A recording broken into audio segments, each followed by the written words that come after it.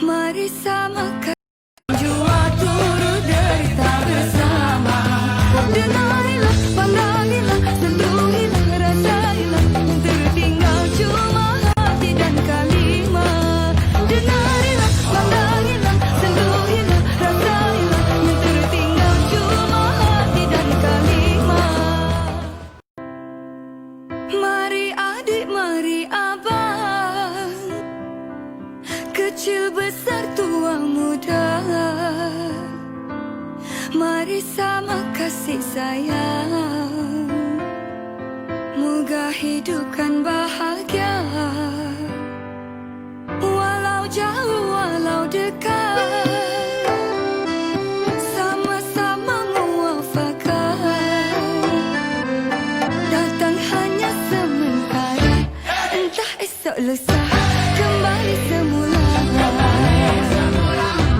Pandangilah, sentuhilah, rasailah, yang tertinggal cuma hati dan kalimat. Mari adik, mari abang, kecil besar tua muda, mari sama kasih sayang, moga hidup kan bahagia. Walau jauh walau dekat, sama-sama muafakat. Datang hanya sementara, entah esok lusa kembali semula.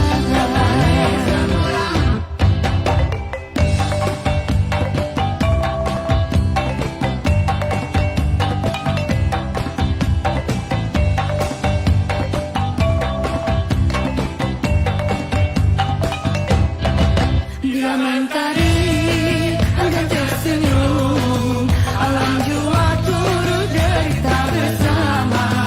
Denarilah, pandangilah, sentuhilah, rasailah, tertinggal cuma hati dan kalimat. Denarilah, pandangilah, sentuhilah, rasailah, tertinggal cuma hati dan kalimat. Mari adik, mari abang, kecil besar tua muda, mari sama kasih sayang, moga hidup kan bahagia. Walau jauh walau dekat, sama-sama muafakat. Datang hanya sementara, entah esok lusa kembali semula.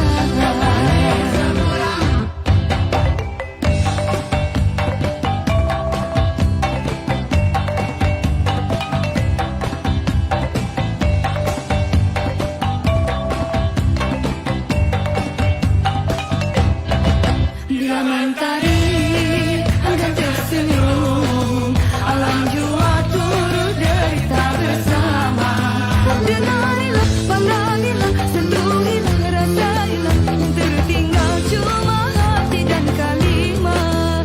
Denarilah, pandangilah, sentuhilah, rasailah, tertinggal cuma hati dan kalimat. Mari adik, mari abang, kecil besar tua muda, mari sama kasih sayang, moga hidup kan bahagia. Walau jauh walau dekat, sama-sama muafakat. Datang hanya sementara, entah esok lusa kembali semula.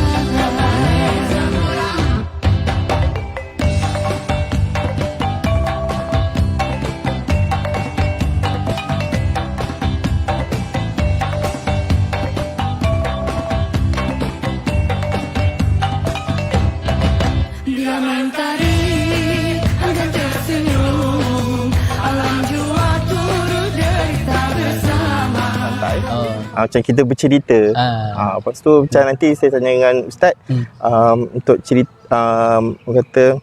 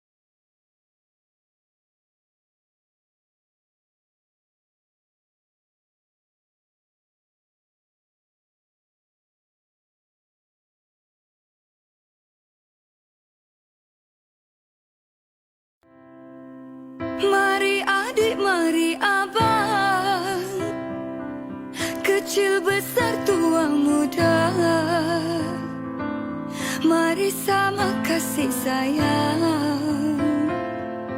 Moga hidupkan bahagia,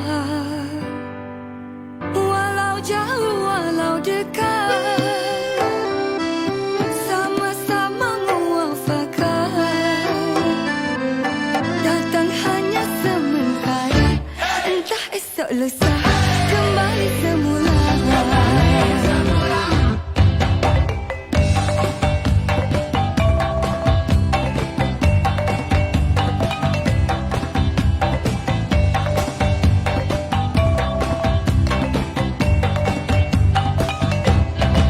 Bila mentari enggan tersenyum, alam jua turut derita bersama. Denarilah, pandangilah, sentuhilah, rasailah, yang tertinggal cuma hati dan kalimat. Denarilah, pandangilah, sentuhilah, rasailah, yang tertinggal cuma hati dan kalimat.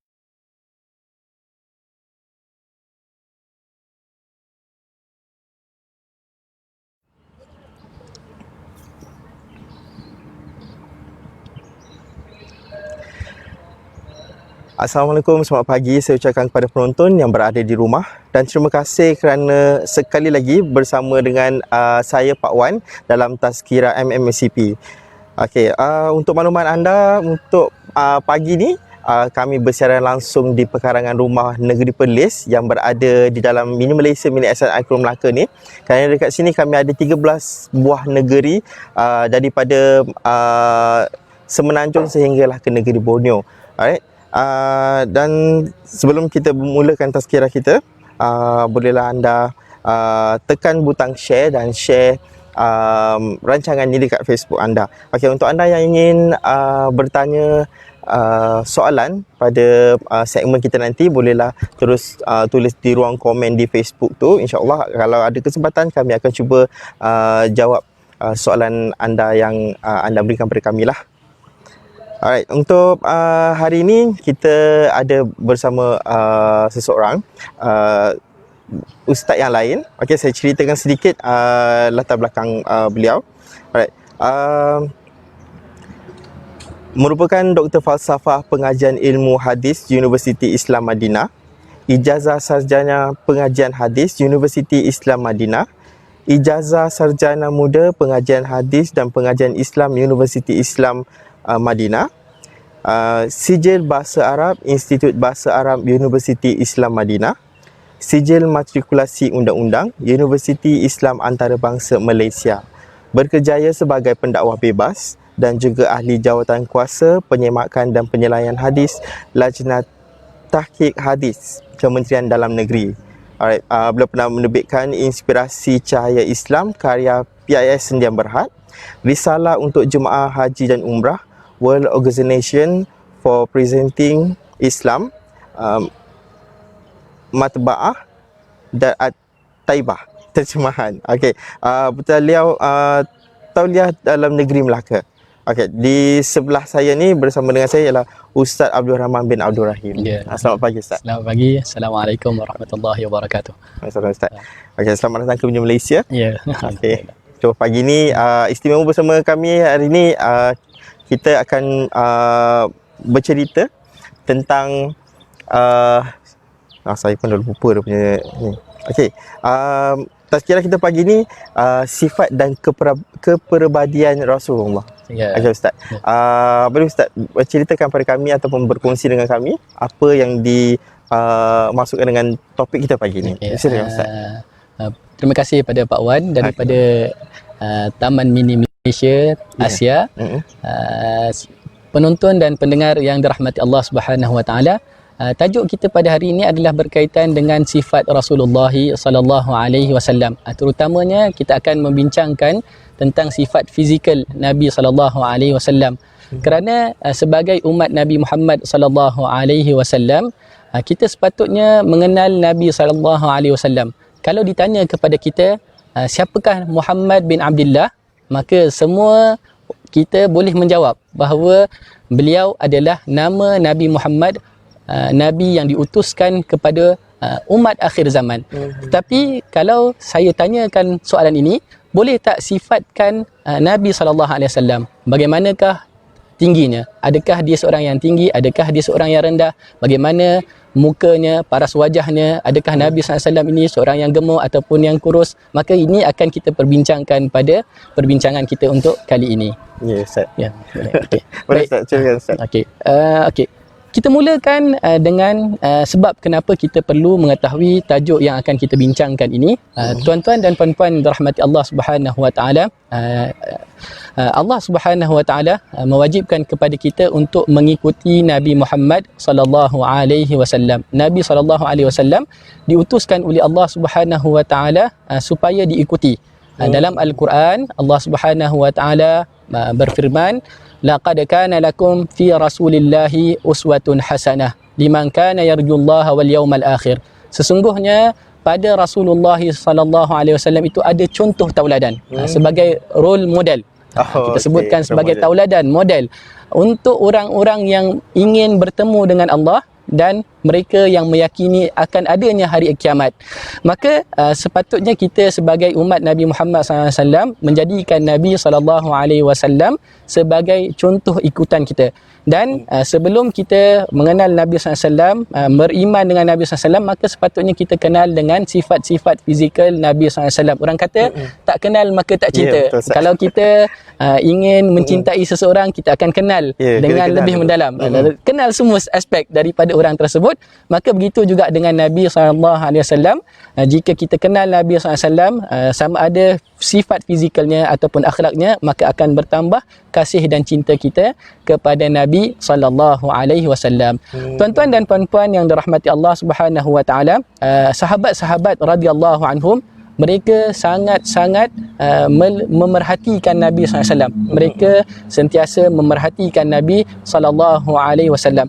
Cuma ungkapan-ungkapan tentang sifat Nabi, sifat fizikal Nabi SAW ni biasanya disampaikan oleh sahabat-sahabat yang muda. Bukan sahabat-sahabat yang tua. Kalau kita tengok hadis-hadis yang menceritakan tentang fizikal Rasulullah SAW, kebanyakannya diriwayatkan oleh sahabat-sahabat yang muda. Kenapa? Kerana sahabat-sahabat yang kecil, yang masih muda, mereka berani untuk melihat Nabi SAW secara langsung. Adapun sahabat-sahabat yang tua, yang sudah dewasa, mereka ini sangat-sangat menghormati Nabi SAW. Kerana Nabi SAW ni dia mempunyai haibah. Haibah ni kita sebut sebagai wibawa. Nabi apabila dilihat, orang tengok, orang malu dengan Nabi SAW. Maka mereka hanya melihat, tetapi mereka tidak mampu untuk mensifatkan Nabi SAW. Kalau kita lihat, sahabat-sahabat menyebutkan tentang sifat-sifat Nabi SAW. Mereka gambarkan Nabi SAW dengan seorang yang mempunyai sifat yang sangat agung dan juga fizikal yang sangat hebat. Kata Bara' bin Azib radhiyallahu anhu, ma raaitu syai'an qattu ahsana minhu. Aku tidak pernah melihat sesuatu pun, sama ada manusia ataupun selain manusia, yang lebih elok daripada Nabi SAW. Kata Ali bin Abi Talib yang merupakan sepupu Nabi SAW, yang ketika itu juga masih merupakan seorang yang muda, katanya, lam ara qablahu wala ba'dahu mithlahu sallallahu alaihi wasallam. Aku tidak pernah melihat seseorang pun sebelum daripadanya dan selepas daripadanya yang seumpama dengannya. Ini hebatnya Nabi sallallahu alaihi wasallam. Malah Abu Hurairah radhiyallahu anhu berkata, lam tara ainun mithlahu walan tarahu. Tidak pernah mata melihat seorang yang seumpama dengan Nabi SAW, dan tidak akan melihat kehidupan dunia ini seseorang yang sama dengan Nabi SAW. Kita di dunia ni, kita tak dapat nak bertemu dengan Nabi SAW. Jadi kita nak tahu tentang Nabi SAW ni adalah melihat kepada hadis-hadis Nabi SAW yang diceritakan oleh sahabat. Tuan-tuan dan puan-puan yang dirahmati Allah, pada zaman Nabi SAW masih hidup, mereka sangat-sangat memperhatikan Nabi SAW. Mereka akan datang melihat Nabi SAW. Orang yang tidak beriman, apabila mereka datang berjumpa Nabi SAW, maka mereka meyakini bahawa ini adalah seorang Nabi dan Rasul yang diutuskan oleh Tuhan. Sebab tu ada di kalangan orang kafir, apabila mereka melihat Nabi SAW, dia kata, ma hadza biwajhi kadzab. Wajah ini bukanlah wajah pendusta. Rupanya manusia ni, pada wajahnya itu ada gambaran tentang apa yang ada di dalam hatinya. Kalau orang menipu, di dalam hatinya, di luarnya, di wajahnya itu ada nampak, Kita boleh nampak. kita boleh lihat, kita Kita boleh lihat. nampak ada gambaran pada wajah. Maka orang-orang yang tidak beriman, apabila mereka lihat Nabi SAW, mereka kata ini bukan wajah orang yang menipu. Lalu mereka beriman kepada Nabi SAW. Sahabat-sahabat pula yang telah beriman kepada Nabi SAW, setiap kali mereka melihat Nabi SAW, maka bertambah kerinduan mereka kepada Nabi SAW. Ketika Nabi SAW berhijrah dari Makkah ke Madinah, maka Nabi SAW dinanti-nantikan oleh penduduk-penduduk Madinah. Setiap hari mereka akan keluar daripada rumah masing-masing menuju ke tempat ketibaan Nabi SAW. Maka satu hari apabila Nabi SAW sampai ke Madinah, maka mereka keluar. Orang-orang tua, orang-orang muda, adapun perempuan-perempuan, mereka naik ke atas rumah untuk melihat siapakah Nabi SAW. Mereka sambut, mereka kata jaa Muhammadun, jaa Muhammadun. Sesungguhnya Muhammad itu telah datang, sesungguhnya Muhammad itu telah datang. Maksudnya mereka dah tahu ini adalah Nabi SAW, dan mereka nak lihat secara realiti. Sebelum ni dengar berita saja, inilah Nabi, begitulah Nabi. Kali ini mereka nak lihat Nabi SAW dengan dekat, depan mata, tengok dengan mata kepala sendiri.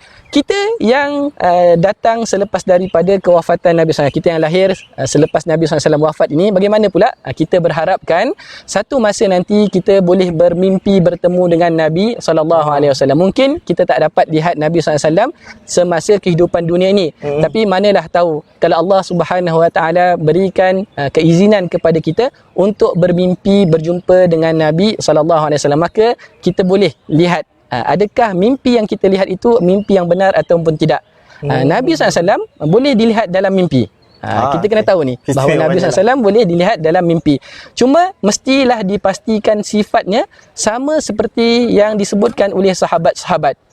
Dalam sebuah hadis, Nabi SAW beritahu, man ra'ani fil manami faqad ra'ani haqqa. Sesiapa yang melihatku dalam mimpi, maka sesungguhnya dia telah benar-benar melihatku. Sama. Kalau sifatnya sama dengan apa yang disebutkan oleh sahabat-sahabat di dalam kitab-kitab hadis. Tetapi ada satu perkara yang perlu kita beri perhatian. Syaitan dia tidak mampu untuk menyerupai Nabi SAW. Tetapi dia boleh mendakwa dalam mimpi bahawa dia adalah Nabi SAW. Dia kata saya Nabi SAW. Tapi janggutnya tidak ada. Itu bukan Nabi SAW, kerana sahabat-sahabat radhiyallahu anhum mereka menyebutkan bahawa Nabi SAW ini mempunyai janggut. Jadi kalau ada orang bermimpi, dalam mimpi tersebut dagunya licin, kemudian dia kata saya adalah Nabi Muhammad, maka kita kata ini syaitan, ini adalah penipu. Tapi kalaulah sifatnya sama seperti yang disebutkan oleh sahabat-sahabat di dalam hadis Nabi SAW, maka itu adalah mimpi yang benar. Jadi ini kenapa kita mempelajari tentang sifat-sifat Nabi SAW. Begitu juga nanti kalau kita diberikan peluang untuk masuk ke syurga, maka kita boleh melihat Nabi SAW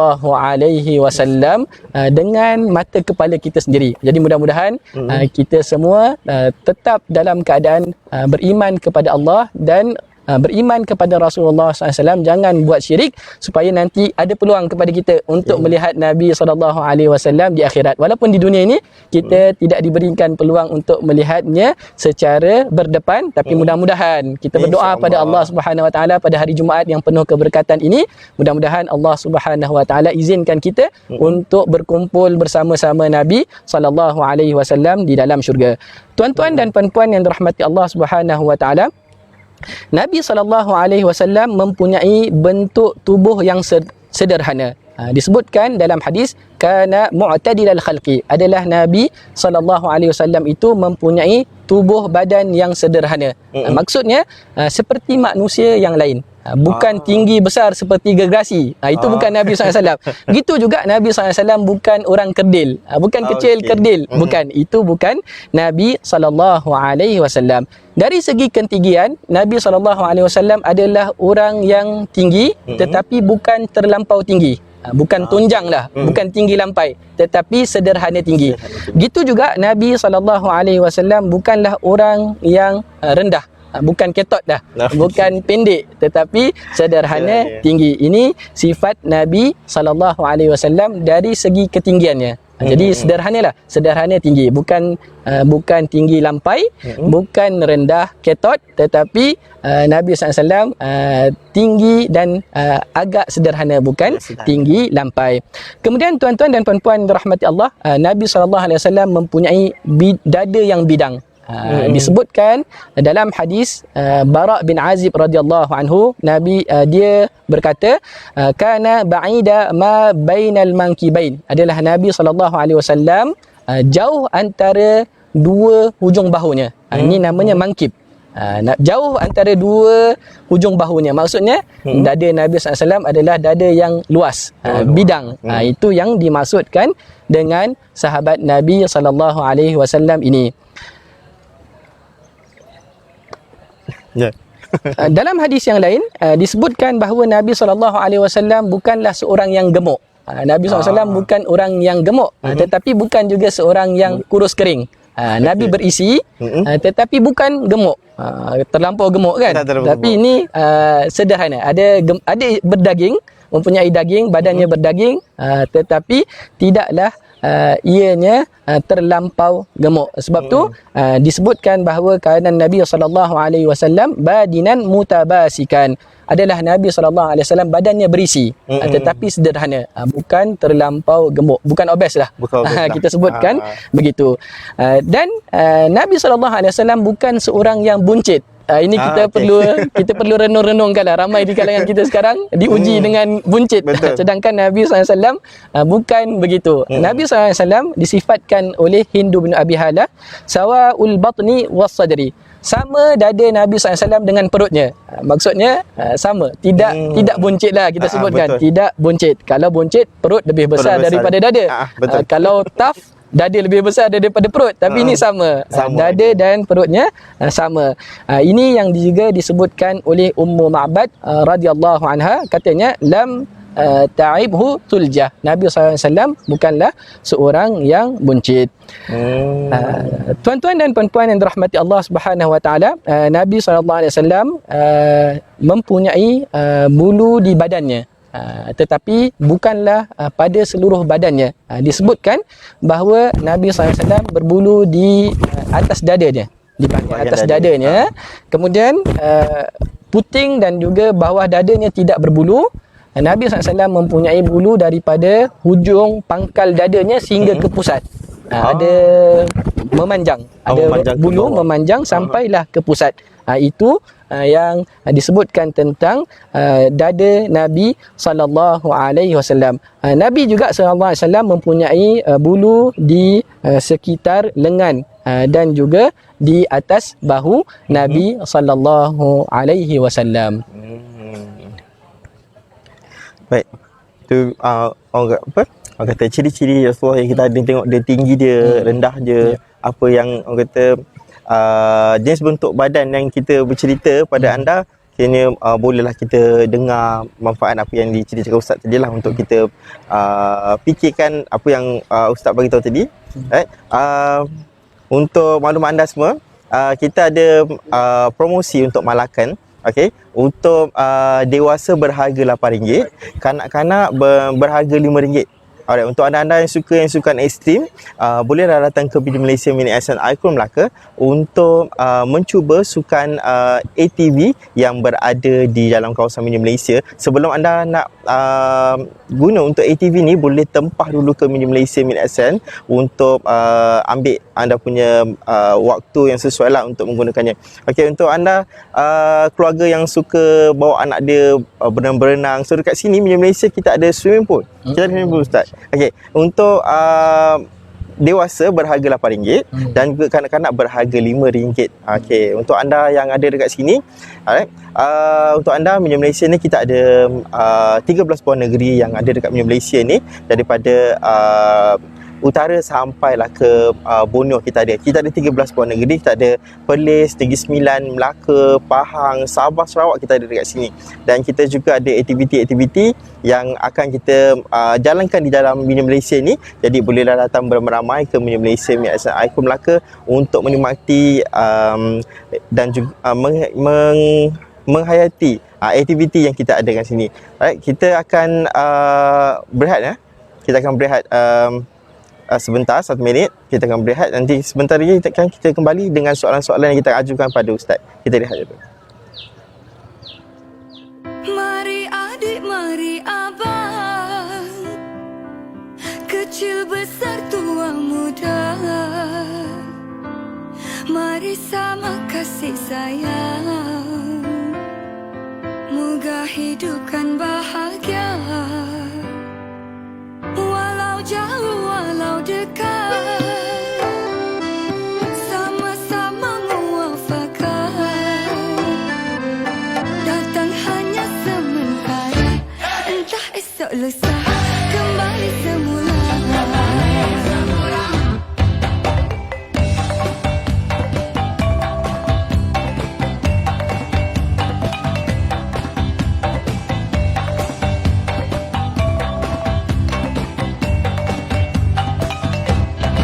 Bila mentari enggan tersenyum, alam jua turut derita bersama.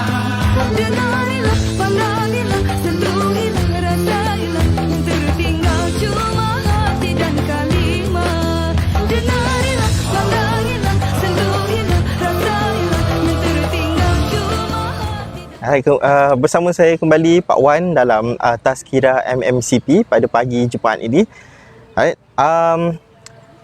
Sebentar tadi kita dah berceritakan tentang ciri-ciri yang ada dekat dalam diri Rasulullah, daripada bentuk badan, ketinggian, orang kata sifat-sifat yang ada dekat dalam badan dia.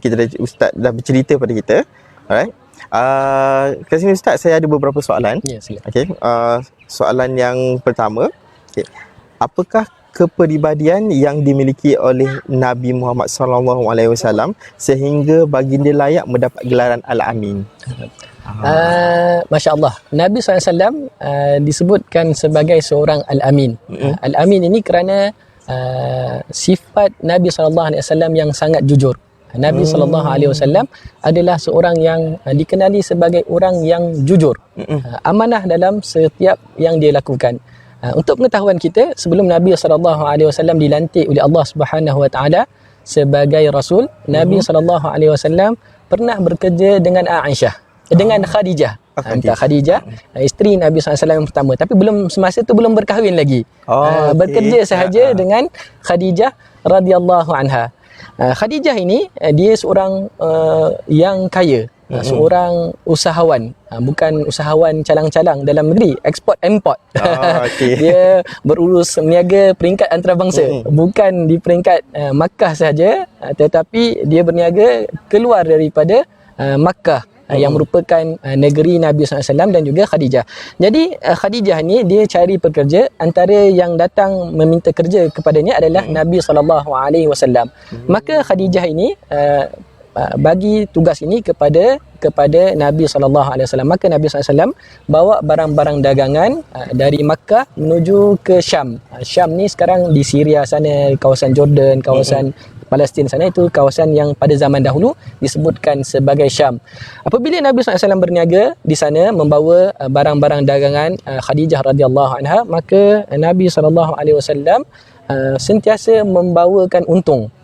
Dan didapati bahawa Nabi SAW ni seorang yang sangat-sangat amanah di dalam urus niaganya. Maka Nabi SAW dikenali oleh Khadijah sebagai seorang yang amin, seorang yang amanah. Sehinggalah Khadijah sendiri datang untuk meminang Nabi SAW melalui keluarganya. Dia minta untuk Nabi SAW menjadi suami kepada dirinya. Ini hebatnya Nabi SAW. Selain daripada itu, yang lebih utama, Nabi SAW ni disebutkan amin kerana Nabi SAW merupakan orang yang amanah dalam menyampaikan wahyu. Nabi SAW merupakan orang yang amanah dalam menyampaikan wahyu. Nabi SAW wajib kepadanya untuk menyampaikan semua yang disampaikan oleh Jibril melalui Allah. Kalau Allah wahyukan kepada Nabi Muhammad SAW sesuatu perkara dan perkara tersebut mesti disampaikan kepada umatnya, maka Nabi SAW sampaikan. Nabi tak sembunyikan sesuatu pun. Jadi semua yang diwahyukan kepada Nabi SAW, Nabi SAW sampaikan. Itu sifat tabligh Nabi SAW, yang menyampaikan. Apa yang disampaikan? Wahyulah. Sama ada Al-Quran ataupun sunnah Nabi SAW. Semuanya disampaikan oleh Nabi SAW tanpa ditinggalkan walaupun sedikit tu. Walaupun Jadi sebab satu je. walaupun satu tidak ada ditinggalkan. Sebab tu Allah Subhanahu Wa Taala sebutkan al-yauma akmaltu lakum dinakum wa atmamtu alaikum ni'mati wa raditu lakumul Islam madina. Pada hari Arafah tahun yang ke-10 Hijrah, Allah turunkan satu ayat, kata Allah, pada hari ini aku telah sempurnakan kepada kamu agama kamu dan aku telah lengkapkannya. Maka ini menunjukkan bahawa Allah Subhanahu Wa Taala sudah sempurnakan agama ini melalui Nabi Muhammad sallallahu alaihi wasallam. Ya. Itulah yang saya jelaskan. Okey Ustaz, seterusnya. Ya. Okey. Boleh Ustaz jelaskan serba sedikit perihal kehidupan Nabi Muhammad sallallahu alaihi wasallam sebelum baginda menjadi seorang rasul? Okey.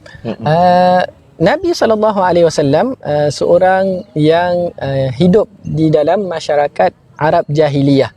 Maksud Arab jahiliyah ni, mereka hidup dalam keadaan mereka tidak berpegang teguh dengan agama. Kebanyakan perkara-perkara yang kelihatan seperti agama itu adalah diambil daripada warisan agama Nabi Ibrahim. Untuk pengetahuan kita, orang-orang Makkah, orang-orang Arab jahiliyah ketika itu, mereka menunaikan haji. Tapi macam mana mereka menunaikan haji? Sebenarnya mereka ambil daripada cara haji Nabi Ibrahim. Untuk pengetahuan kita, syariat haji yang ada pada zaman kita sekarang ini, pada zaman Nabi SAW ini, sebenarnya diambil daripada syariat Nabi Ibrahim AS. Maka mereka melakukan haji. Cuma haji yang mereka lakukan itu berbeza dengan apa yang dilakukan pada masa kita. Contohnya orang-orang Quraisy, mereka apabila pergi haji, mereka tidak mahu pergi ke Arafah sebab Arafah tu tanah halal. Mereka kata kami ni orang-orang yang mulia, sepatutnya kami hanya duduk di tempat mulia saja di Makkah. Jadi mereka tak nak pergi Arafah. Berbeza dengan Nabi SAW. Nabi SAW, walaupun ketika Nabi SAW masih lagi dalam keadaan belum lagi diutuskan sebagai Rasul, Nabi pergi ke Arafah. Kerana Nabi Ibrahim AS apabila menunaikan haji, Nabi berwukuf di Arafah. Maka Nabi SAW berbeza dengan masyarakatnya. Nabi hidup bersama-sama mereka, tetapi apa yang salah di kalangan masyarakat tersebut, Nabi tak ikut. Ini hebatnya Nabi SAW. Begitu juga Nabi SAW hidup di kalangan masyarakat yang menyembah berhala. Tetapi Nabi SAW tidak pernah menyembah berhala. Ini sifat ismah Nabi SAW, maksum.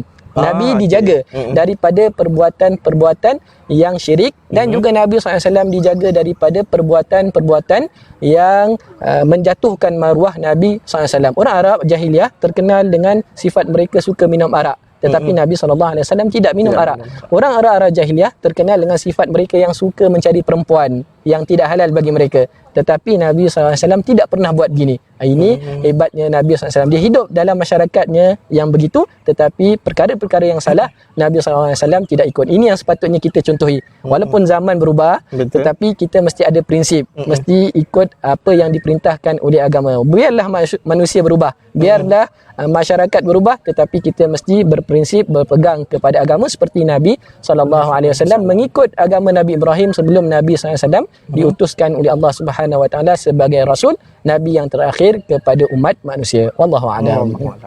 Okey. Ustaz, soalan seterusnya. Okey. Boleh Ustaz kongsikan bagaimana cara Rasulullah SAW berkomunikasi dengan masyarakat dan sahabat, termasuk cara baginda bermuamalat? Okey. Aisyah radhiyallahu anha, isteri Nabi SAW, ditanya tentang akhlak Nabi SAW. Maka kata Aisyah radhiyallahu anha, kana khuluquhul Quran, adalah akhlak Nabi SAW itu adalah Quran. Akhlak Nabi SAW itu adalah Quran. Bagaimana tu? Maksudnya Nabi SAW melaksanakan apa yang ada dalam Al-Quran. Orang yang melaksanakan apa yang ada di dalam Al-Quran, bermakna dia adalah orang yang berakhlak tinggi. Kerana Nabi SAW dilaksanakan semua yang ada dalam Al-Quran, maka disifatkan bahawa akhlak Nabi SAW adalah akhlak Al-Quran. Jadi kalau kita nak tahu bagaimana kita nak berakhlak ataupun bersifat ataupun bermuamalah dengan manusia dan juga dengan Allah, maka kita lihat Al-Quran. Apa yang Allah perintahkan, maka kita buat. Dalam Al-Quran Allah perintahkan kepada kita untuk berbuat baik kepada orang lain. Kita buat baik pada orang lain. Allah perintahkan kepada kita untuk menghormati ibu bapa, maka kita hendaklah menghormati ibu bapa. Allah perintahkan kita untuk berbuat baik kepada jiran, maka kita berbuat baik kepada jiran. Allah Subhanahu Wa Taala memerintahkan kita untuk bantu anak yatim, maka kita hendaklah bantu anak yatim. Maka perkara-perkara inilah yang dilakukan oleh Rasulullah sallallahu alaihi wasallam. Nabi sallallahu alaihi wasallam disebutkan oleh Khadijah radhiyallahu anha bahawa Nabi SAW ini adalah seorang yang suka membantu orang lain. Nabi SAW dia suka bantu orang lain. Kemudian Nabi SAW adalah orang yang menegakkan kebenaran. Kalau ada orang yang dizalimi, Nabi akan bantu orang ini sehinggalah keadilan ditegakkan, sehinggalah dia orang tersebut mendapat haknya. Kemudian Nabi SAW ni disebutkan sebagai orang yang menghormati tetamu. Kalau ada tetamu datang, maka Nabi SAW akan muliakan mereka. Nabi akan berikan tempat kepada mereka. Nabi akan sediakan makanan bagi mereka. Nabi SAW akan sediakan keperluan mereka. Jadi Nabi SAW ni sangat baik dengan semua orang yang ada pada masa tersebut.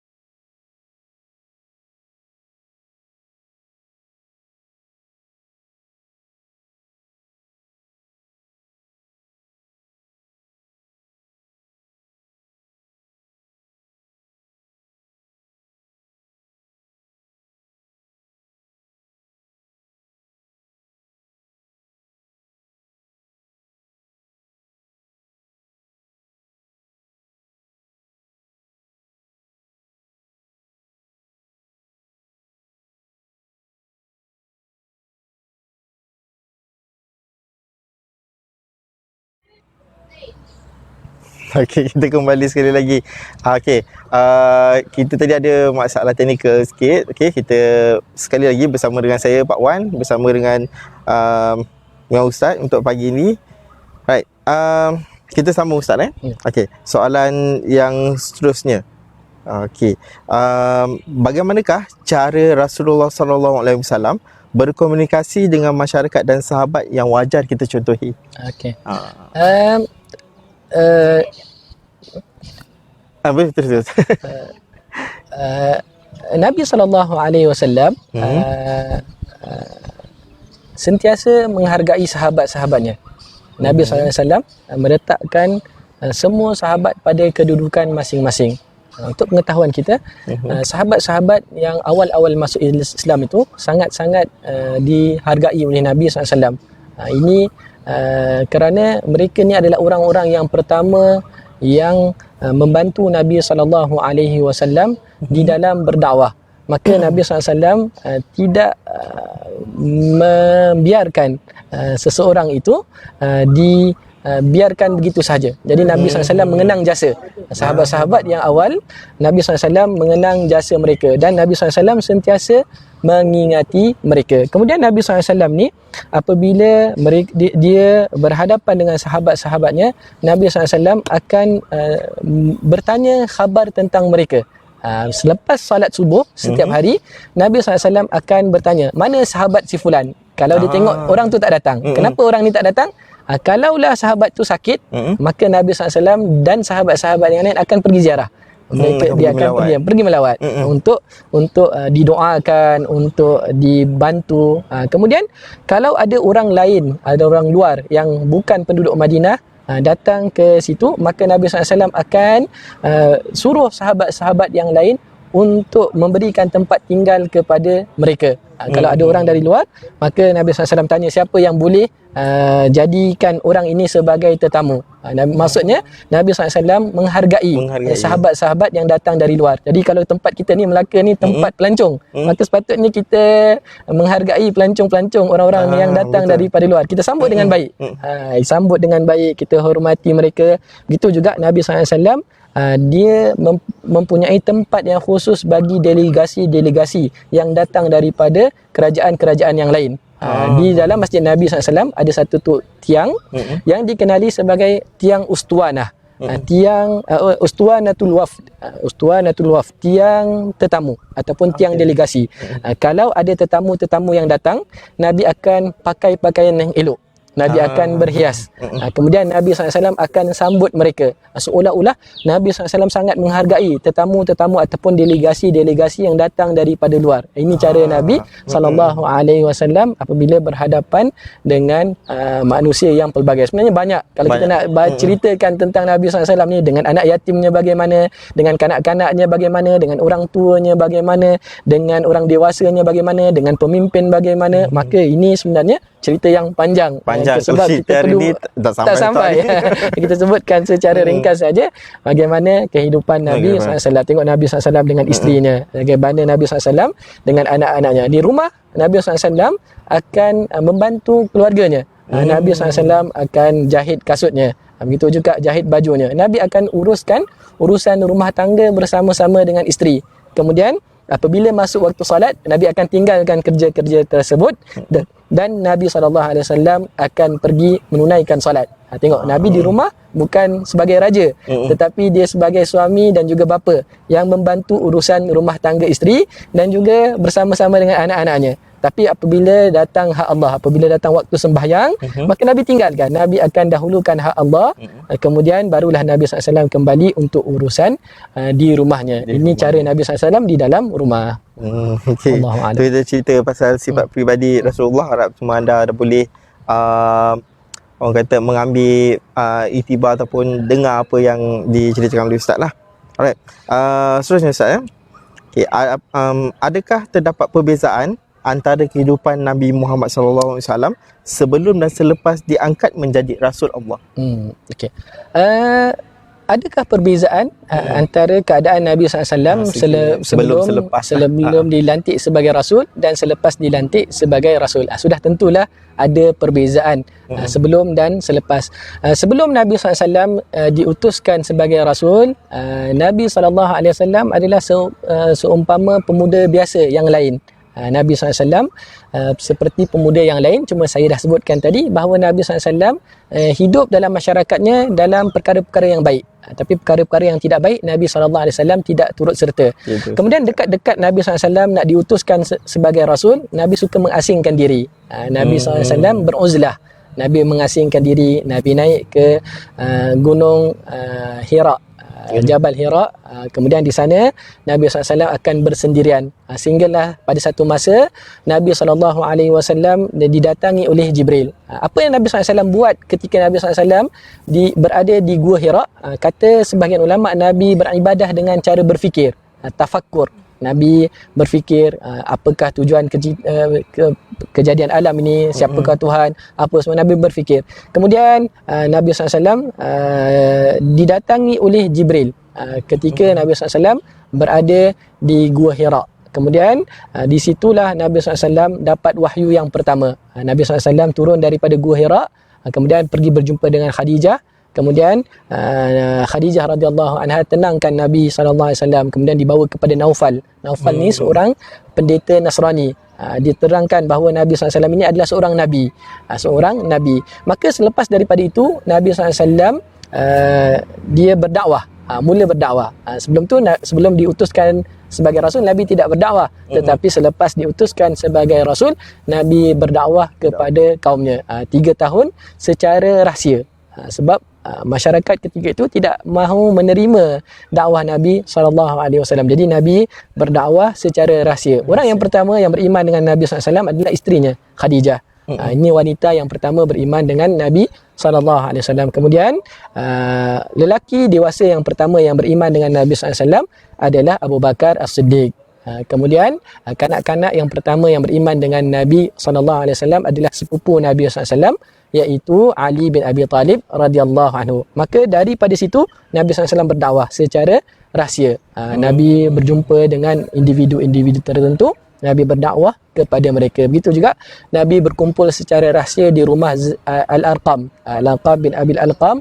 Di situ Nabi SAW berdakwah. Kemudian selepas 3 tahun, Allah Subhanahu Wa Taala perintahkan kepada Nabi SAW untuk berdakwah secara terang-terangan. Maka Nabi bermulalah episod yang mana Nabi SAW berhadapan dengan tentangan daripada kaumnya. Sebab apa? Mereka terancam. Mereka takut mereka ini tidak lagi dihormati oleh kaum mereka. Maka mereka mula menentang dakwah Nabi SAW. Mereka tahu Nabi ini adalah seorang Nabi yang benar, tetapi mereka takut jawatan mereka, kedudukan mereka, harta mereka dan pelbagai perkara yang lain, sehingga mereka menentang Nabi SAW. Sehinggalah Nabi SAW diwahyukan oleh Allah Subhanahu Wa Taala untuk berhijrah ke Madinah.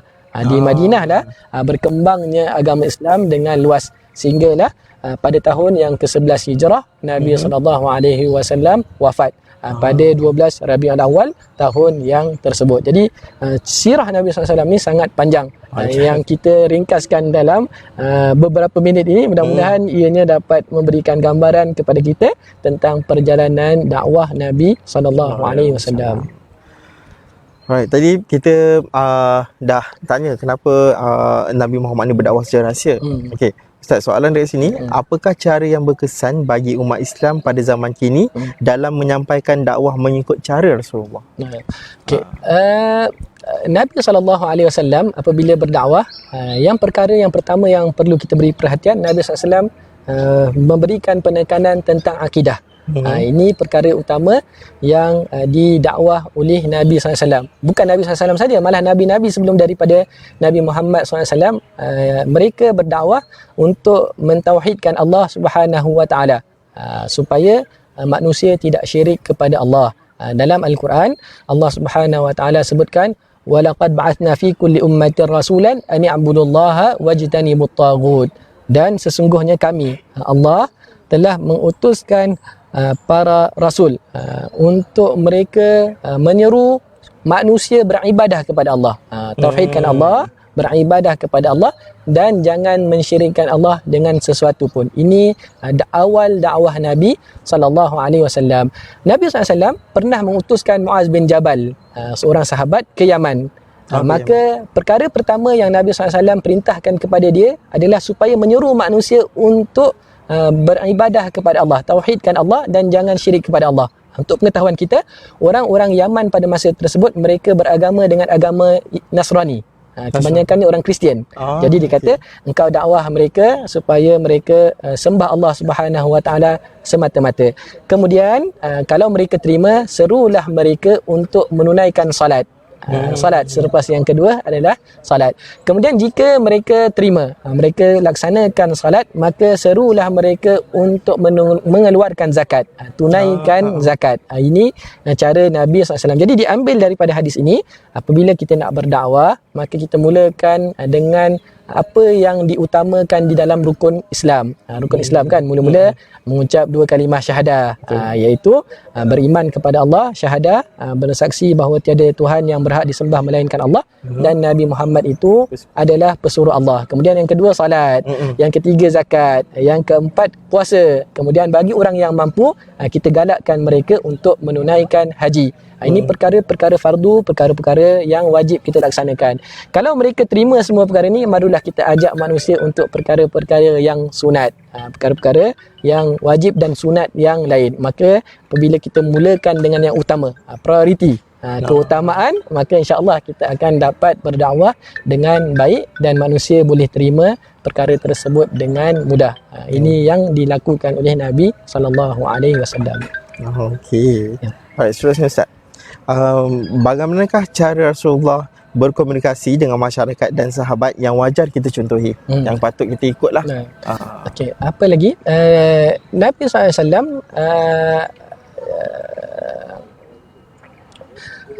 bagaimana berkomunikasi dengan sahabat-sahabat Nabi sallallahu alaihi wasallam. Nabi sallallahu alaihi wasallam apabila menyampaikan Nabi SAW apabila menyampaikan sesuatu, Nabi SAW akan terangkan dengan jelas.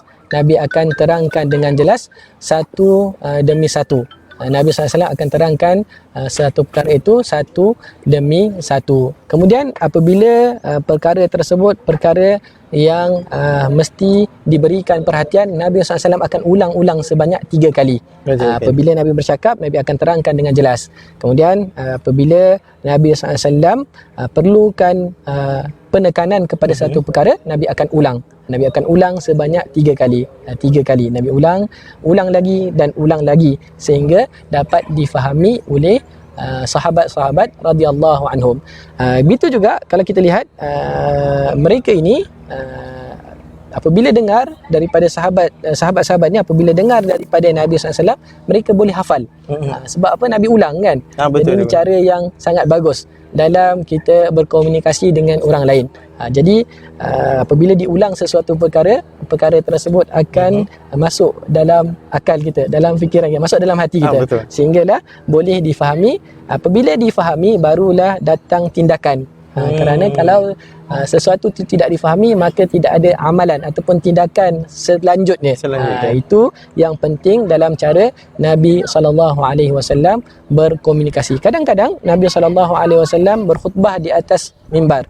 Pentingnya tempat yang tinggi dalam Nabi SAW bercakap. Kita ada khutbah, kalau berhari Jumaat berkhutbah naik atas mimbar. Tapi kalau sekarang ni kita mengajar, disediakan meja kerusi, orang duduk di bawah, kita duduk di atas. Ada rostrum. Tempat kita ni ada rostrum, tempat untuk berdiri. Ini pun cara Nabi SAW dalam menyampaikan sesuatu maklumat supaya orang berikan perhatian kepada Nabi SAW. Jadi Nabi SAW adalah seorang yang berkomunikasi dengan sangat-sangat baik. Sehinggalah Nabi SAW apabila dia cakap, maka terus akan dilakukan oleh sahabat-sahabat Nabi SAW. Jadi antara yang penting juga adalah keikhlasan Nabi SAW. Kerana tujuan dia bercakap itu adalah kerana Allah, bukan kerana dunia ataupun perkara-perkara yang lain. Tujuannya adalah untuk sampaikan kebenaran. Maka kebenaran tersebut mudah diterima oleh hati-hati manusia yang ada pada masa tersebut, kerana niat yang betul. Jadi kalau kita nak bercakap, mula-mula sekali niat yang betul lah. Kalau tak betul, susah untuk sampai ke dalam hati manusia. Jadi ini cara Nabi SAW di dalam berkomunikasi.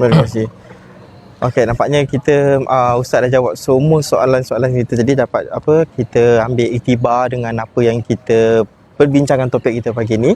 Okey, sekali lagi saya nak maklumkan untuk anda yang berada di luar, yang berada di sekitar kawasan Melaka untuk Malakan, kita ada buat promosi untuk dewasa dan kanak-kanak. Okey, untuk dewasa berharga RM8 dan juga kanak-kanak berharga RM5. Alright, untuk anda yang suka sukan aktiviti lasak, bolehlah ke Mini Malaysia sekali lagi untuk mencuba aktiviti lasak ATV yang berada di Mini Malaysia. Okey, sebelum anda untuk mencuba ATV, boleh membuat kita punya kita tempahan, boleh call Mini Malaysia. Okey, boleh bagi dekat ruang Facebook tu untuk mendapatkan maklumat tentang ATV ni.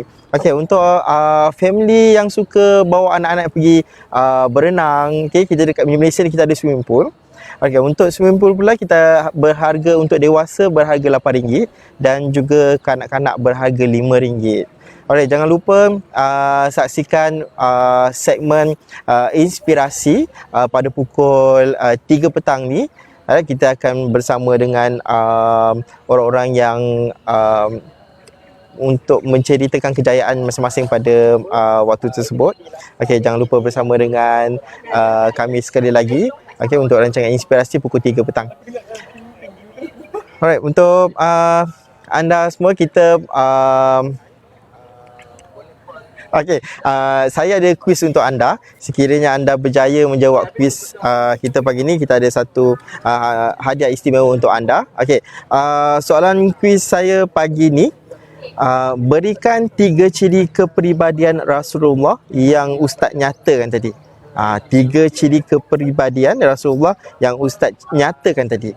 Jika anda dapat soalan kuis saya ni, okay, boleh jawab di ruang komen di Facebook Mini Malaysia, dan kami akan mencari orang yang berjaya untuk menjawab soalan kami.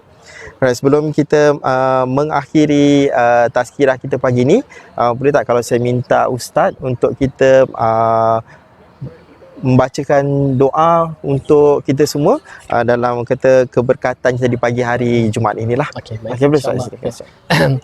Bismillahirrahmanirrahim. Alhamdulillahirabbil alamin, wassalatu wassalamu ala asyrafil anbiya'i wal mursalin wa ala alihi wa sahbihi ajma'in. Allahumma inna nas'aluka min khairi ma sa'alaka minhu nabiyyuka Muhammadun sallallahu alaihi wasallam wa na'udzu bika min syarri ma sta'adzaka minhu nabiyyuka Muhammadun sallallahu alaihi wasallam wa antal musta'an wa 'alaikal balagh wa la haula wa la quwwata illa billahil 'aliyyil 'azim. Allahumma inna nas'aluka hubbak wa hubba man yuhibbuk wa hubba 'amalin yuqarribuna ila hubbik. Allahumma rzuqna syafa'ata nabiyyika Muhammadin sallallahu alaihi wasallam. Allahumma hdina li ahsanil a'mali wal akhlaq wa la yahdina li ahsaniha illa ant. Wasrif 'anna sayyi'aha wa la yasrif 'anna sayyi'aha illa ant. Allahumma inna na'udzu bika minal barasi wal jununi wal judhami wa min sayyi'il asqam. Rabbana amanna bima anzalta wattaba'na ar-rasul faktubna ma'asyahidin. Rabbana atina fid dunya hasanah fil akhirati hasanah wa qina adzaban nar. Sallallahu ala nabiyil ummi wa ala alihi wa sahbihi wasallam. Walhamdulillahi rabbil alamin. Barakallahu fikum. Amin amin ya rabbal alamin. Ini dengan Mari adik, mari abang, kecil besar tua muda, mari sama kasih sayang, moga hidupkan bahagia. Walau jauh, walau dekat,